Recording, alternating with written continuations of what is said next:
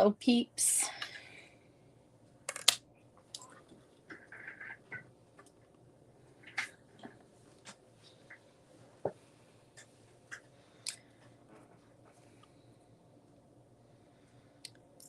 I have my little tiny die that keeps jumping onto my magnet.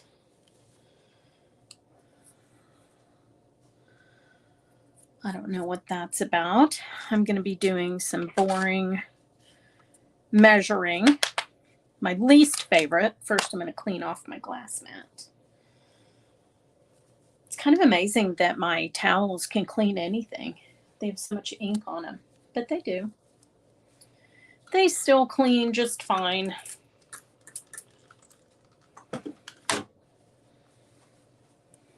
Hard to believe it's Wednesday already. Now, sometimes I get little bits of glue on my glass mat in addition to paint and ink and alcohol ink and all kinds of stuff. And with the glue, what I do is kind of similar to the paint. So I like to let a little bit of alcohol sit on it because that will break it down. Water would break it down too, but the alcohol is faster. And then I like to just get my scraper and it'll scrape right up. It won't really just kind of come up with your microfiber towel. So the scraper really helps. And I forgot my acrylic block, so hang on one second.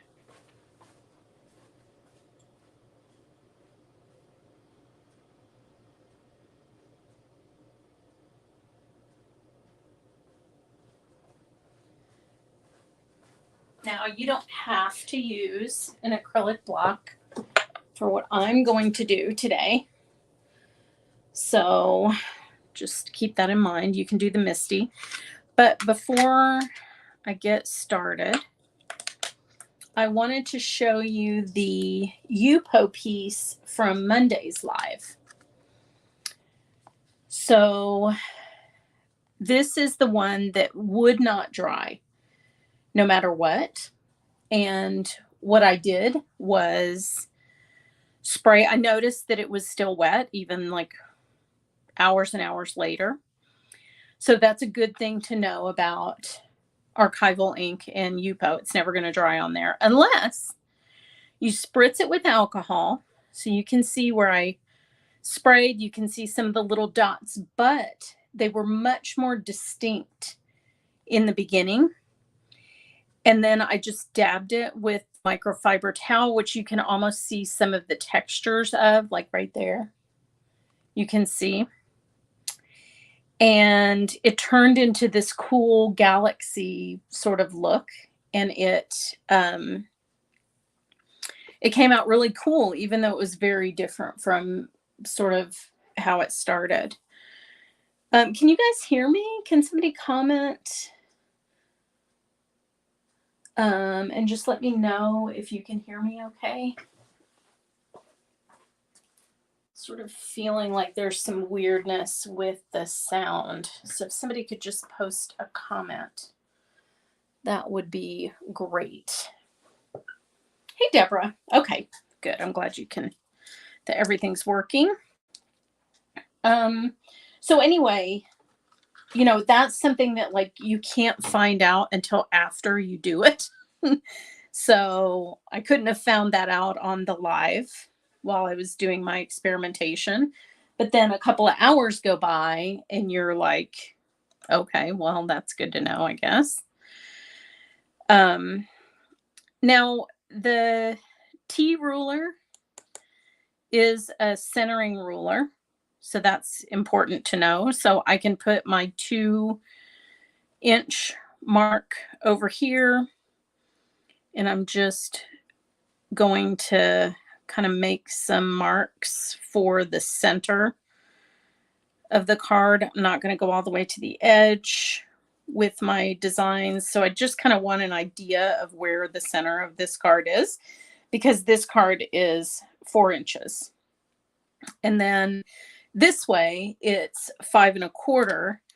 So for that, I'm going to just kind of hook the edge of the ruler. This is what I love about this ruler, onto the edge of my cardstock. And if it was 5 inches, it'd be 2.5, right?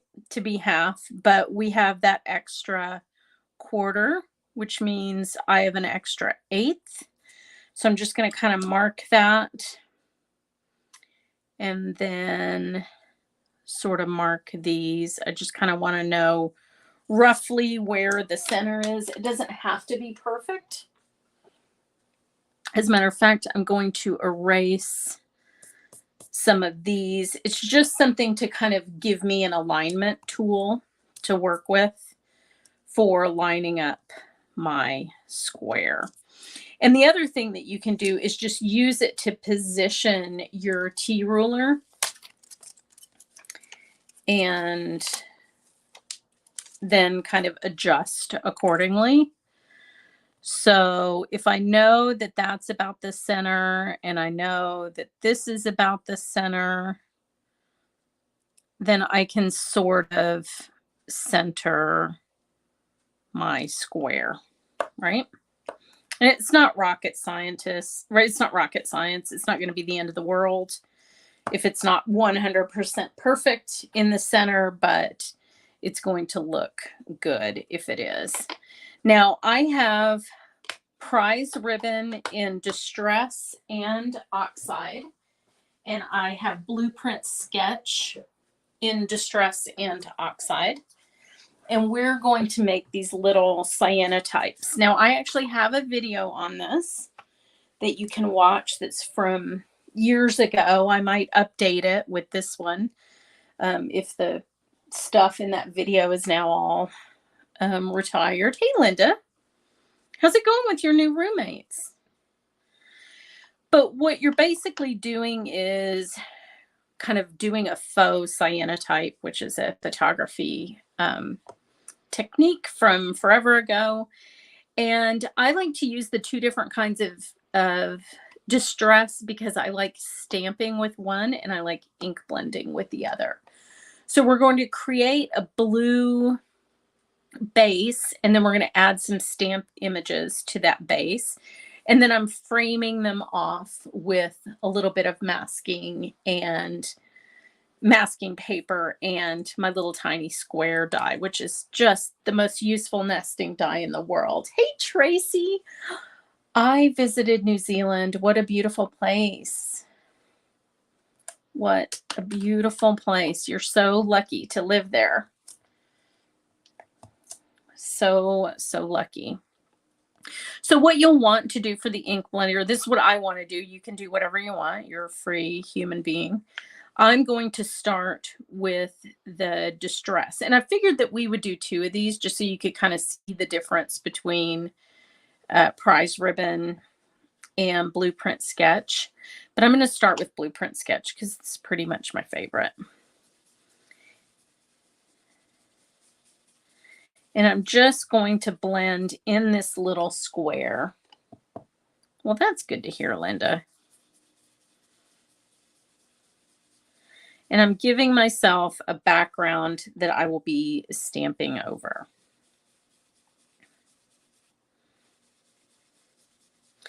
Now, if I'd been smart, I would have cut 2 masks just so that I didn't kind of blend these 2 colors together. I don't think it's going to matter that much in the end. These are similar colors, so it's just going to be what it is. But you just want to give yourself a smooth blue background for your stamping. And then you're going to see how close, and I know I've said this in lives before, but just how very close the oxide colors are to the distress colors. I mean, they're like identical. Hey, Michelle.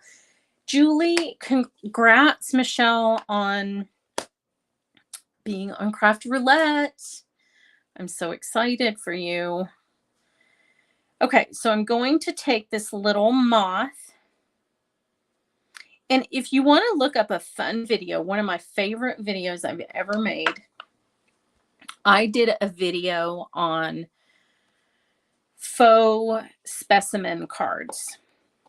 It's such a fun video. So just go to my channel and search specimen cards, and that's kind of what inspired the stamps that I picked out for today.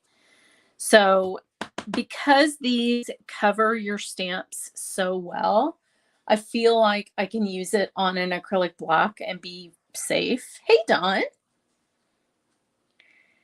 And so I'm going to offset it just a little bit. And you'll want to press well at the edge of the mask. You can see that worked great.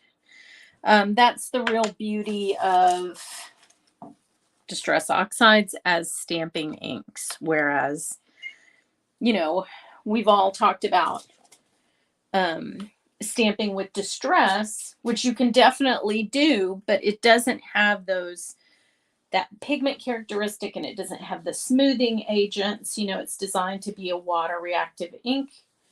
And so it's a little bit different of a stamping experience. Not bad, just different. Okay, so there are other little stamps in this set that I think are really cute. And one of them actually is, it's such a fun technique, right? One of them actually is a specimen card stamp in this stamp set. Well, obviously, because there are insects in here. So, you know, that's how he designed the set, but because he loves all that kind of thing. But there are all kinds of other little kind of almost like postage label type stamps. The specimen type stamps, which you're going to see in just a second. Oh, it's the best, Dawn. Absolutely the best. I love it. So I'll put these two together just so kind of so I remember what I've used. And then there's a little, and I like that their cling kind of keeps me from making mistakes, because you can see where the stamp image is through the cling. So I'm just gonna stamp that one down. And then you have your first one. And of course, the best part is just revealing it. Look how great that is. And then just be careful not to tear that. So if I wanted to get this like really perfect, what I could do is I could kind of mark. This actually looks a little bit crooked. I could mark the top of that, but I'm not going to worry about it. I'm just going to move over and we're going to see. You'll actually be able to see like the design next to it. I know it's probably hard for you to see that on camera right now, but I can see it. So you'll be able to kind of line it up that way if you want. If it really wigs you out, you can also just trace them beforehand and not worry about it. I don't really care. So that's not my personality type. Okay, so I'm going to press those down a little bit. It is beautiful, isn't it? Okay, so then just be sure and put the lid back on so you don't blend with the incorrect type of ink. But you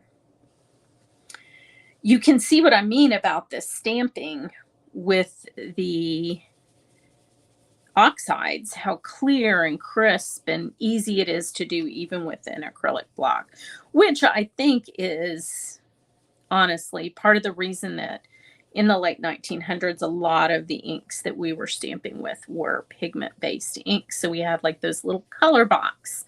Remember the little triangular shaped ink pads that were kind of in a little flower? We were stamping with that kind of stuff back then. And I think that part of that is why, just because they stamp so much better. Hey, Dawn, how are you? Perfection is for serial killers. Speaking of, they overturned Adnan's, or they dropped the charges against Adnan Syed. So happy week for those of us following the case. Pretty exciting and sad at the same time, because at the end of the day, his family doesn't have any answers.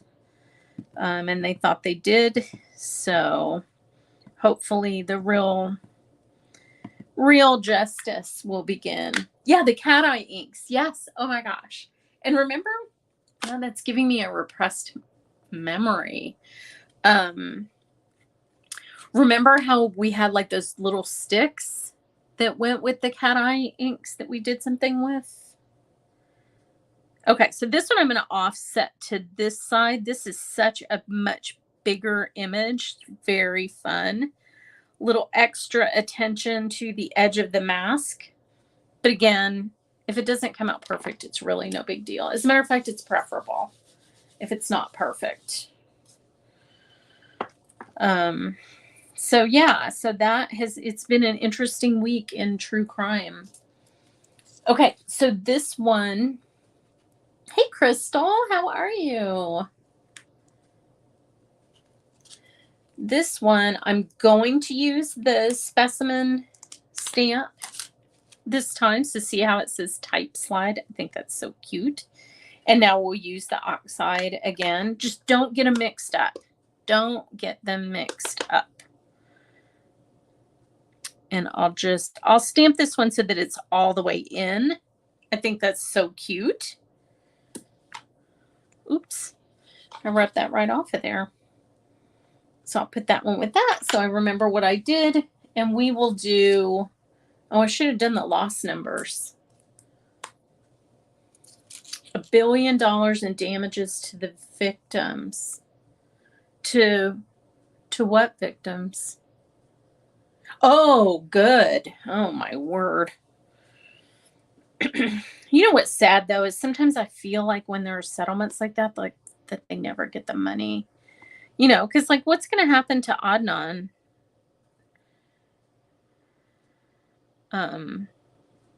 You know, number one, he'll never get that time back. So the money, you know, it's not like the money replaces that, but will he get all of it? I mean, I guess since it's coming from the state, it'll be different than it is when it's just from an individual. But, you know, I sure hope in those cases that those people get their money. Isn't that fun? Come on, you got to admit that you love this, right? Now, it'll get a little bit harder to see here, but you can still see. So hopefully you understand what I'm saying here. That seems a little close.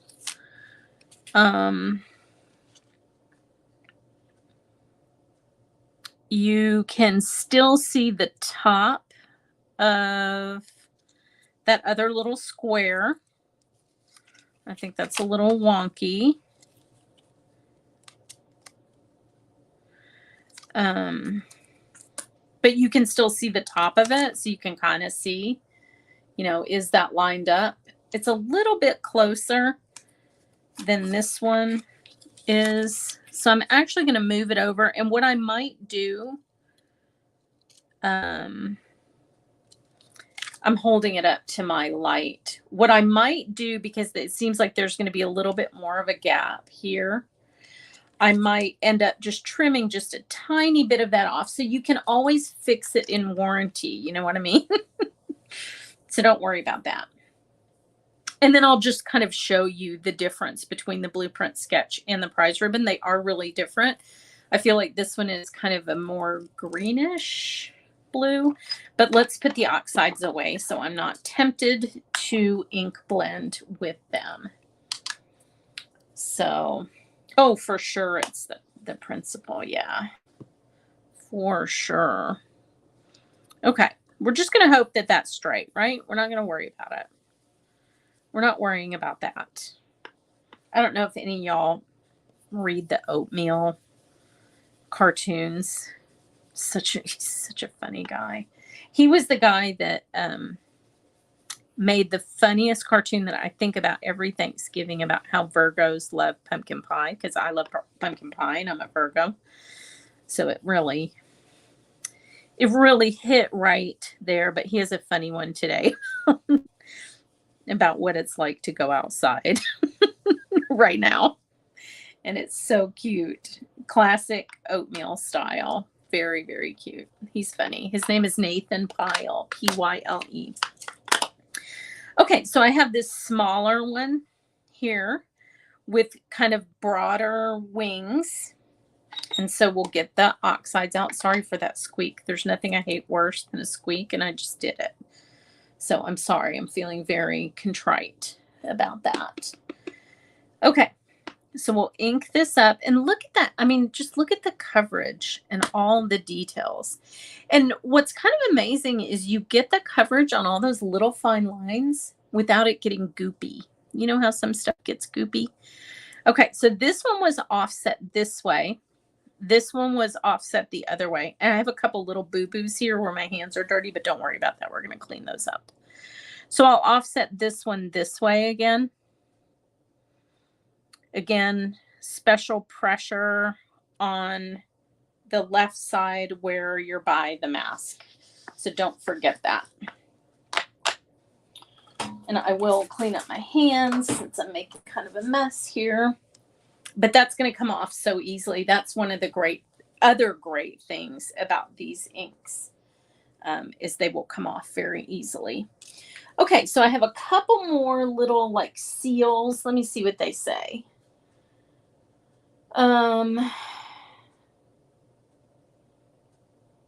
This one's kind of fun because it's very dark. It has a very dark element to it.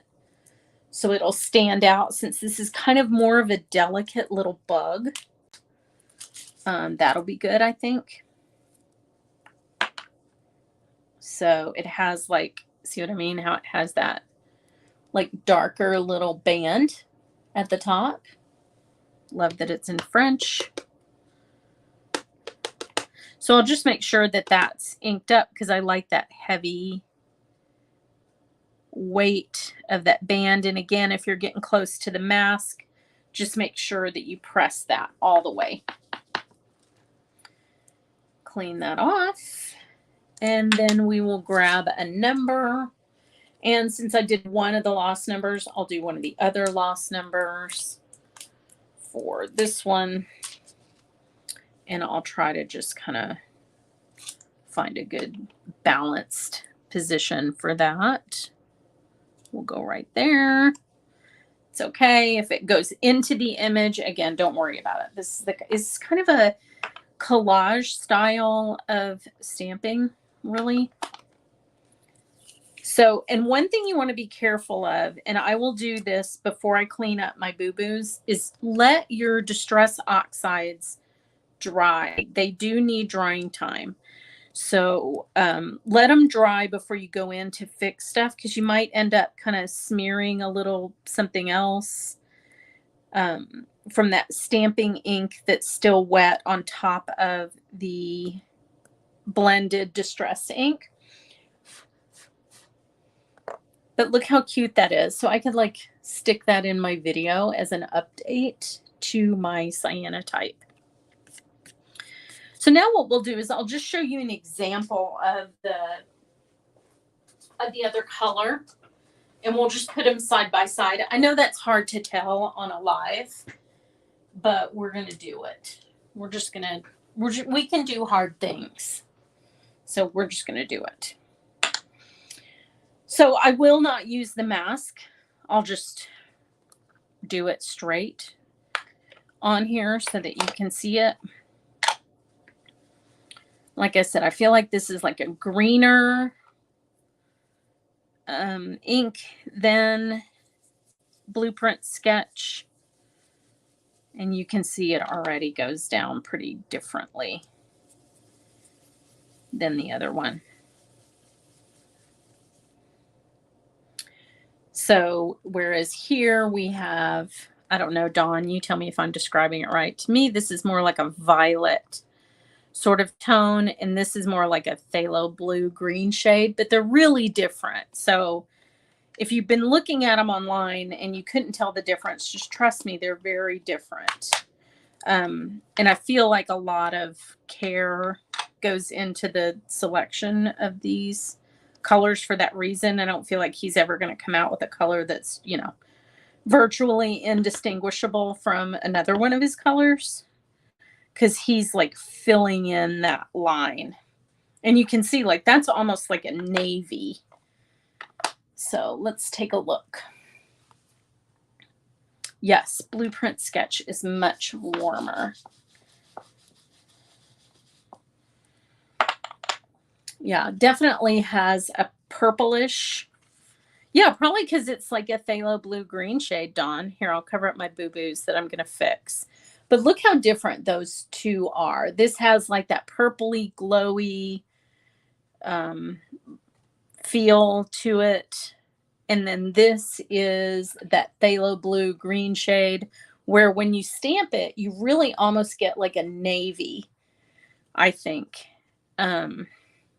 This is the color, exact color that I used for my original cyanotype video, because I feel like this is the closest color to a cyanotype. And I also really feel like they nailed the blueprint color. This really is the color of blueprints. So, and then this is like a true phthalo blue green shade, I think, which is one of my favorite colors in the world. So let's see if this is dry. I'm not sure if this is Distress ink or Distress Oxide ink, so I'm really taking a gamble, but you can see it comes right off. So don't worry about it. On this darker one, I might have to work on it a little more, but already you can see how different that is, how much better it is. And these are just cheap manicure blocks from Amazon. See it disappearing.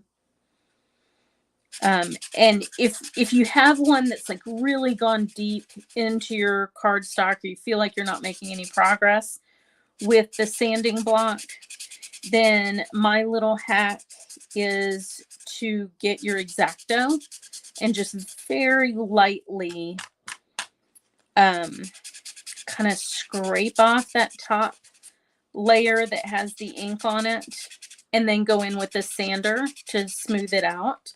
But if you have a good white cardstock, you're going to be able to sand it, and it's like nothing ever happened.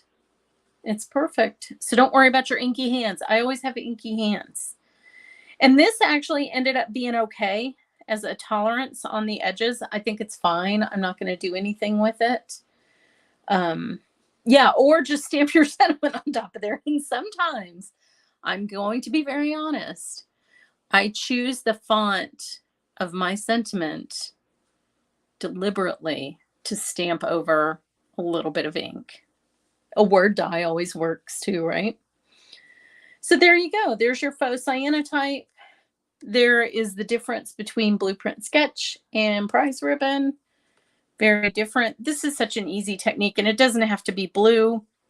You don't have to do it like a cyanotype. It's just a basic collage style stamping method, but it's a really fun way to use your shape dies, which sometimes I think we forget how versatile just simple nesting shapes are. The first dies all of us owned when we got personal die cutting, but they really are super versatile. So don't forget them when you're crafting. They get lonely. So anyway, that is today's live. I will see you on Friday. There's a very exciting development to Gel Press Friday. I got to figure out how to set up to show you what it is. But I think that's what we're doing this Friday for Gel Press Friday. So you guys have a good couple of days, and I will see you then.